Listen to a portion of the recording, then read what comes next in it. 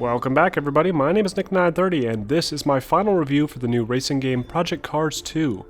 Now I did a first impressions for this back on Friday when it released so I could give you guys a better idea of what to expect if you plan on being an early adopter. And I've had some time to play through it some more to get a better sense of how the game actually plays and how it stacks up to things like the original. And a few of my first impressions of the game have changed. So starting off, let's talk about the game's career.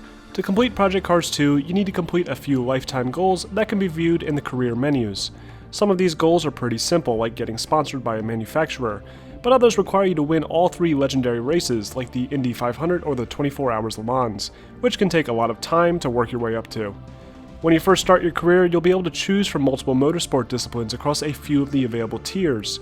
Winning all the events within a tier will grant you access to the next tier, so working your way up to Tier 1 can be a difficult and lengthy process.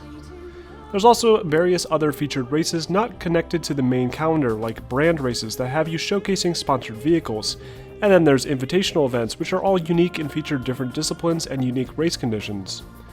Overall, the career isn't all that interesting and doesn't do much to reinvent the wheel. It's very basic and has all the things we've come to expect from racing games, like an email list that tries to make you feel like you're a professional race car driver receiving emails from interested sponsors and managers. But with a racing simulator like Project Cars, I really didn't expect much else. Now onto the more important stuff, the gameplay. Project Cars 2 boasts the most realistic driving experience in a video game, but does that claim hold any water? Well, it certainly is a more difficult game and features elements you won't find in games like Dirt or Forza Horizon, but the controls can be a bit ridiculous at times and the artificial intelligence could use some significant improvement. First, let's talk about the game's control scheme. I played this game with an Xbox One controller and the default settings are atrocious. Trying to accelerate at the start is damn near impossible to do without spinning out. It makes absolutely zero sense, and making turns at 30 miles per hour on dry tarmac often ends with you hitting the stands. I looked back at the controls I had set in Project Cars 1 and tried to match them, and it helped a great deal, so I definitely recommend adjusting these settings and finding what works best for you. But even after adjusting these settings, I found vehicle control to be very difficult and less responsive than I would have hoped. You can tell the game is trying though, with some very realistic physics built into things like the type of tires, the elevation of the pavement, the amount of water in a puddle, the temperature, the tire pressure, etc. But I've driven a Corvette Stingray on the Indy 500 track myself, and I know that this vehicle can take much sharper turns at higher speeds than in this game. Next we have the AI, one of the biggest issues I have with this game. The artificial intelligence in this game is just really bad. By default, the game sets the difficulty to a halfway point on a slider, both with their skill and their aggression. But you'll likely never see them exhibit this aggression because they'll be miles ahead of you right at the start. I also had some AI ram into the back of me, and if you ever have contact with another player or a car, you immediately have your own lap time invalidated, which is complete bullcrap. Trying to catch up to the AI is close to impossible because they make every turn perfectly and follow each other in a perfect line. You'll never see them change positions between races, which gives a very fake and unrealistic experience. It's common for the same person that held the starting position at the start of the race to hold first place across every race in the series, making it really difficult to win unless you get first place in every event. I found the only way I could win against the AI is if I went full speed right at the start into the huge group that starts braking at the first turn, and then slip past maybe 15 of them early on. After that, the only times I felt like I could overtake anybody was when they got to a turn and started slowing down. For whatever reason, the game's automatic gear shifting isn't as efficient as the AI's shifting skill, so you'll never be able to catch up to an AI on a straightaway. It's as if the game is built specifically for racing wheels in mind. Another major issue I have is the practices and qualifiers for race events.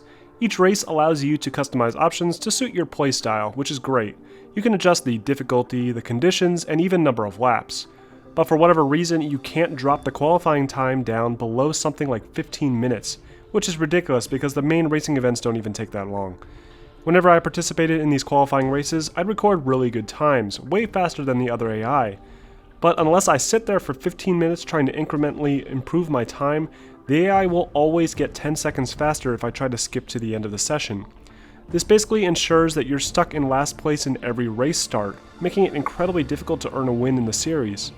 It's apparently a common bug that many are experiencing with the qualifiers, and it's certainly a game breaker when it comes to completing the game's campaign. The game also doesn't appear to punish you enough for ramming. The only penalty you'll get for ramming a vehicle full speed is that your lap time will be invalidated and not saved on the leaderboard. You could theoretically ram everyone off the road and win the race event without any compromise. You will get appropriately punished if you try to cut a corner to gain a position, and the game will require you to drop back to a specific position for race control, and I like this feature. But you should be penalized more for ramming to discourage the tactic. I found myself going full speed into turns and bouncing off of cars on the outside of the turn to gain an advantage often, which unfortunately is the only way to even get on the podium thanks to the unfair AI advantage. Now, you can always play individual events outside the career mode, which lets you select any vehicle from the game and any track along with a great assortment of weather conditions, even if they don't make any sense. You can choose to race go-karts in the snow on the Indianapolis Speedway if you wanted to. The variety in vehicles is excellent, and you'll be able to race supercars, Indy, and even rallycross cars. The track list is also extensive, with different routes on every track and a good variety in location. All the cars have unique physics and for the most part handle as they should, but unless you're using a racing wheel supported by the game, you're likely going to have some trouble controlling them. Now let's talk about the game's graphics and performance. Project Cars 2 has some beautifully done vehicle models, great damage models, and some really good reflective surfaces. But the game's environments are often dull and outdated looking, and just don't feel like they belong in this generation of games. You'll often find flat sprites in the crowds, really low textured and poorly designed environmental geometry like on these rocks, and some basic lighting effects that simply don't hold up today. Special effects like smoke and mist coming off the back of cars during a storm look rushed, and even driving off-road in the dirt doesn't feel authentic. Sound design is simple and gets the job done, but like I said in my first impressions video, things like tires squealing just sound like stock sound effects. Performance is excellent, and running it on the highest graphic settings didn't seem to result in any drop in performance in any of the track conditions I set. Even with 20 plus cars on screen with tons of reflective surfaces and rain effects, I managed to maintain a steady frame rate well above 100 frames per second. In virtual reality mode, the game will default back to the lowest graphic settings, and performance was flawless. But then after trying to match all the settings to what I had in the standard version of the game, I started to see some less than stellar performance, borderlining 50 FPS, which resulted in a poor experience. So after adjusting some settings, I managed to get some pretty good picture quality and smooth performance, making Project Cars 2 a fantastic benchmark for virtual reality and racing. Unlike most racing games, I didn't experience any form of VR sickness, so if you're looking for a killer app on your new VR headset, this is definitely a game I recommend. So Project Cars 2 is a simulator with some great car graphics, some great attention to detail, and excellent support for tons of different racing wheels, controllers, and even VR. But the game's lackluster career mode and overly difficult artificial intelligence makes it a game that only the most diehard racing fans will enjoy. I'll continue to try and improve at this game, and who knows, maybe I'll start winning more. But if you're like me and generally avoid racing games, then you should know what to expect with this one.